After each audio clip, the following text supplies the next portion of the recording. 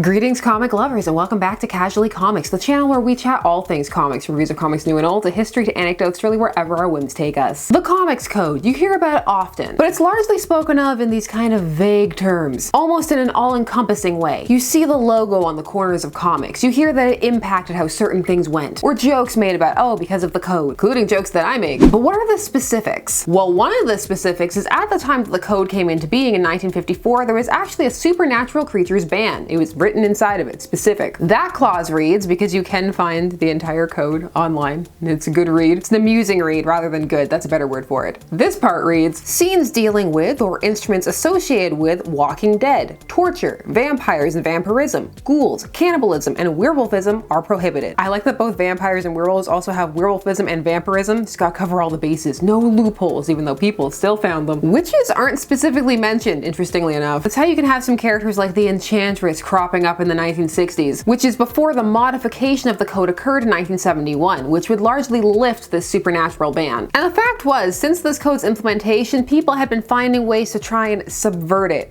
work around it, or just flat out challenge it and push the boundaries. And as time and distance were established from that epicenter of moral crisis around comics, the panic eased, it became easier for creators to push the boundaries more and more and more. And specifically the companies, not just the creators themselves. This was until finally it was abandoned in the 2000s. Yes, it lasted that long-ish. First, Marvel just created its own rating system and stopped submitting their stories to them. This was in 2001 after one of their comics got rejected and they did not appreciate it. A decade after, DC Comics officially announced its removal from the program as well. Although you could tell based on what was coming out, by this point the Comics Code Authority held little to no sway. Is that to say that there are no rules, written or unwritten, that are currently floating around the comics industry or the different companies since they now have their own rating systems? That there aren't things being adhered to? Of course not. You know there are. There always are. Maybe one day some of those rules will leak and we'll get to gawk at them and read them dramatically like we do with the code. Please. I like to read things dramatically. Those mandates tend to age very, very poorly. But all of that is a discussion for another day. We've talked about how the code came into being and the rise of the Silver Age before on this channel, so I'll have a card and a link to that. But today we're going to take a look specifically at the 1971 amendment and what it did to the supernatural creatures and how that played out in certain comics, specifically Marvel. It's gonna be a fun time with a surprise guest appearance by six-armed Spider-Man. But before we get started, I'm Sasha, and if you're enjoying this content, you know what to do. Hit that like button, hit the subscribe button. Join us in this comic book journey. The modification on the supernatural part of the code was not an all-out open season on supernatural creatures. It was still couched in terms of elitism and entertainment snobbery that sometimes surrounded the comics medium. The idea that it was less than needed to step up, because to get your supernatural creature story out, it had to be one with a proven literary track record. Meaning, and I quote, and you know I love to do that, vampires, ghouls, and werewolves, when handled in the classic tradition, such as Frankenstein, Dracula, and other high-caliber literary works written by Edgar Allan Poe, Saki, Conan Doyle, and other respected authors whose works are read in schools around the world. Yeah, because you know if it's in school, that means it must be good. Schools never get anything wrong. All the books they pick are great. Hold on, I need to get a teacup so I can stick my pinky out, do some stretches, get a head support so that I can hold my head up real high. I won't have to look down my entire nose before I read a comic book. Now, Marvel dove headfirst into this, and they had a boom of supernatural stories in the 70s. And they also tried to push the envelope in this area. See Ghost Rider. So the pushing of the code still occurred even after these alterations. After this amendment, it's just kind of a slow chipping away at it. However, you know an area that took some time to catch up? Cannibals, which you don't have to worry about today. I'm proud to announce that this video is sponsored by Clan of the Devil, the Sawney Bean saga. It's an exploration of the legend of Sawney Bean and his family of cannibals. Cannibal family, cannibal clan. Fun to say, not fun to be eaten by. Stay tuned to the end for details, the comic trailer, and where/how to get it. Plus, I have links down below, as well as links to the interview we did with the series author Maurice Devereaux. So check all of that out. That dives headfirst into its subject matter. Marvel, on the other hand, eased its way in, and they started off with some vampires, or well, pseudo-vampires. Enter Morbius the Living Vampire. He appears in the Amazing Spider-Man 101 in 1971. So the code lifted, bam, Morbius. This issue also bears the distinction of being the first Amazing Spider-Man issue officially not written by Stan Lee. Keyword officially. He's still the editor though. This one is scripted by Roy Thomas. On this whole matter, he stated, "We were talking about doing Dracula, but Stan wanted a costumed villain. Other than that, he didn't specify what we should do." So this is what happened. The pseudo comes into effect in the fact that he wasn't created through traditional supernatural means. So it's like you're still kind of testing to make sure it's okay. Like, oh, he's a vampire, but because of science. Marvel would end up tackling Dracula in 1972 in the horror series The Tomb of Dracula. And they actually felt confident to do so largely because of Morbius. Or they felt that it just worked and they could work with vampires and other supernatural creatures and it was gonna be fine. It was gonna be good. Better than fine. It was time for actual vampires. Take that, Morbius. Even though they did still try to use Morbius for a couple more years. He had a hard time finding his footing at first. Some would argue he still doesn't have the firmest footing. So what was Morbius's first outing like? Let's take a look. So Morbius debuts in this issue, yes, and he's on the cover. But as you can see from said cover, another large plot point is Spider-Man's 6 arms, which despite not sticking around for a long time is one of those iconic Spidey moments. The fact that it was featured on the 90s series during the Neogenic Nightmare arc does help that too. So, last issue, because we need a little bit of backstory to make this make sense. Peter is going through one of his I hate Spider-Man, he ruined my life, woe is me moments. So he took a potion, he calls it that, not me. They also call it a serum, but it's amusing to call it a potion because it makes it seem so much more witchy. Peter's just super into the occult, whatever is gonna help him get rid of his powers. This brew was supposed to turn him into a normal person. So he just upends it, mad scientist style, and after having a bunch of hallucinatory dreams, wakes up with 6 arms. I wanted to change me forever,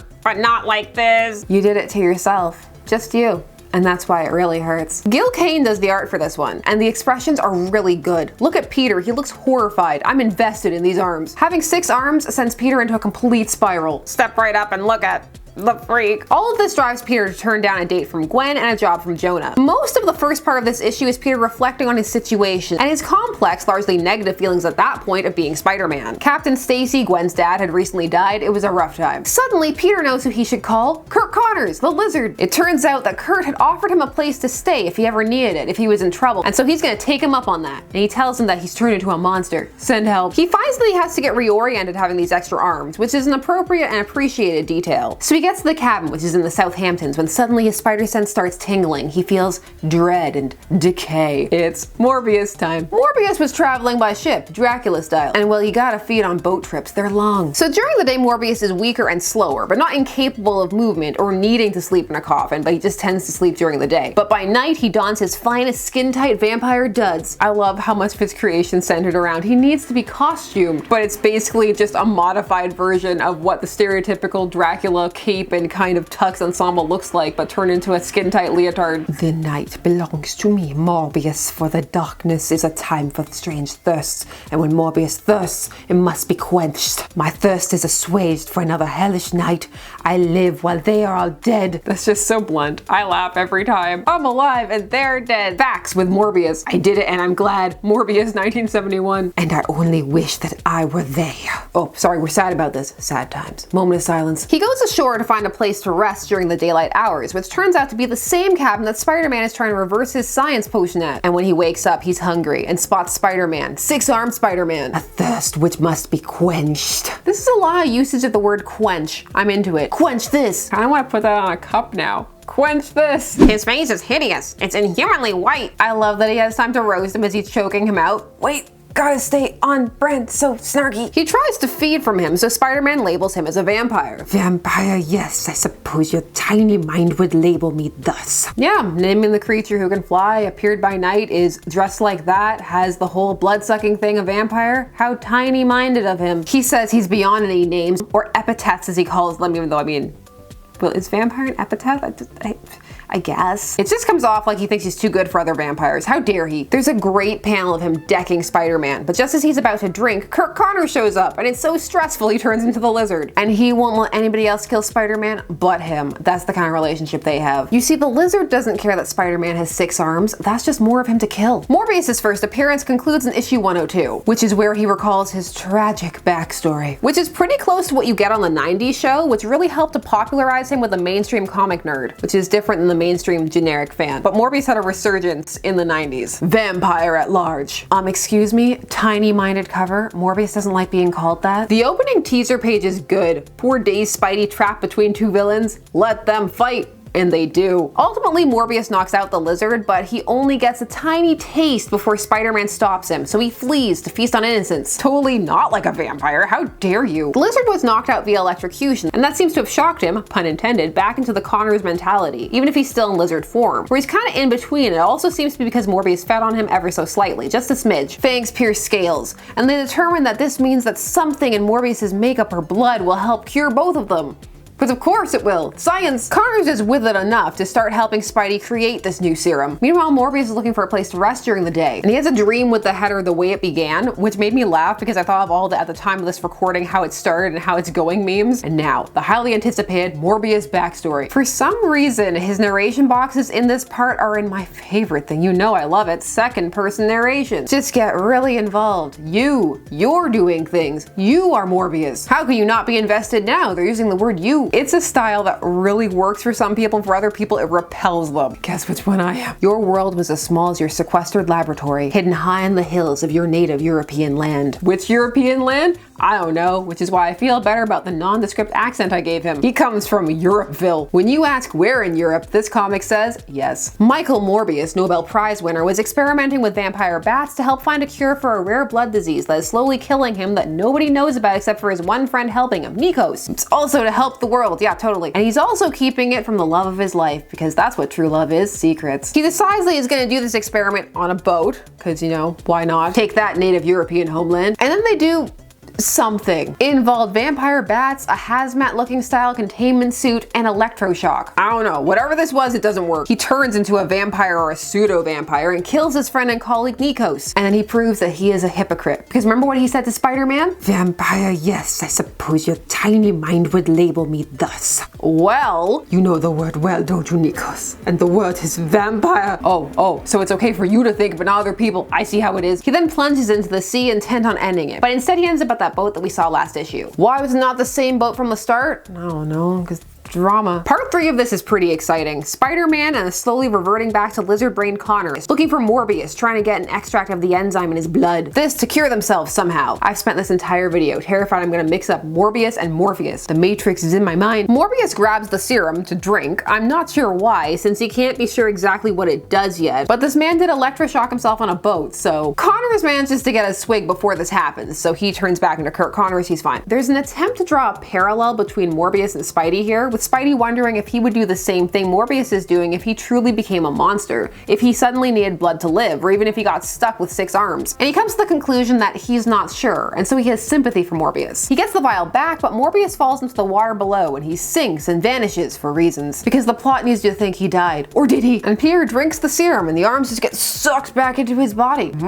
That's good serum. These issues are really good. The art is great. They're exciting. There's plenty of plot and action, and even interludes with Gwen and Robbie and Jonah that I didn't get to. There's also some really funny Spidey banter this issue. Sometimes Peter is just on point, and he really is these issues. You feel for Spidey and his 6 arms. It's an actual problem. You can see why he's upset about it. This is a very concrete reason for him to not enjoy being Spider-Man. And it's exciting to see him team up with the Lizard. It's a solid, fun adventure story. Admittedly, I have a hard time imagining what it was like reading the vampire angle for the first time in the 70s. Since for me, since I've grown up, vampires have been commonplace, more than commonplace, everywhere. So the Morbius stuff just felt normal. It never surprises me to see a vampire show up at all. At the time of this recording, there's a new plane heist movie that has a vampire in it. I just say bring it on. So this Morbius plot just felt, well, ordinary and not like it was revolutionary or pushing the boundaries or finally. So if you were there reading this at that point for the first time, please tell me how it felt. You know I love hearing stories about stuff like that. For me it fit, and it added a nice other layer of dynamic and made Morbius feel like a threat and like Spidey was dealing with different dangers, both physically and emotionally. Morbius, however, is a bit confusing, or well, confused. Not in what he is, he's a sort of vampire, but in how he feels and how it's presented. It just doesn't entirely come through because you have the whiplash of quench my thirst and oh no, I'm a monster. But the latter comes through a bit half-hearted and cheesy, so it's unclear exactly how seriously you're supposed to take it. It also isn't clear if he's supposed to have developed a split personality or not, or if this is just the hunger. Little things like him saying it's tiny-minded to call him a vampire and then calling himself one go a long way to not making him feel cohesive. Also seeing him murder his best friend and then lament that maybe he's better off dead because he's a vampire, it just doesn't entirely work. He's not horrible, but not great. Work gets done on him later to more firmly root that sympathetic origin and backstory that they've started here. It's a bit more awkwardly elicited at this point. Parts here work and parts don't. You can see why they just went with Dracula after a bit. There was a push to make Morbius happen in the 70s, but it didn't take. And so for 16 years, he was essentially a guest star, just bumping around here and there like, well, there's Morbius until the 90s. He's got a great look though. This design is solid. The bones are there, it's just putting them all together. This is a decent start, but when you're up against some of the powerhouses in Spider-Man's roster and lore, it's hard to establish yourself, set yourself apart, and kind of carve your own own niche. But you may entirely disagree with me and think that this was awesome, or worse than I thought it was. So please, tell me things as you always do. These issues are an origin worth reading, just because overall they're fun Spidey stories. But you know who has the most fun? Cannibals. Segue smooth like butter, except not really. More jagged like taking a saw to a bone. Clan of the Devil is a mature journey through the myth, the legend, the horror of Sonny Bean. Here's the trailer to tell you more. Scotland, 1617. King James finally returns to his homeland. Soon he shall discover its hidden terror.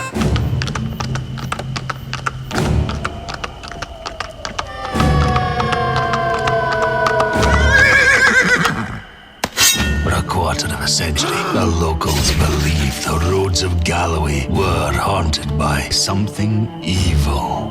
Witches, ghosts. No one knew for certain what was causing the disappearances of hundreds of people. But now, the mystery shall be revealed, and her name shall become legendary, giving chills to all those who heard it. For I am Sonny Bean.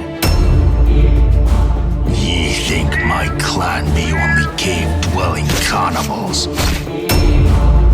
But we dinna be savages. We be an army. And the true monster be King James. For he made me who I am.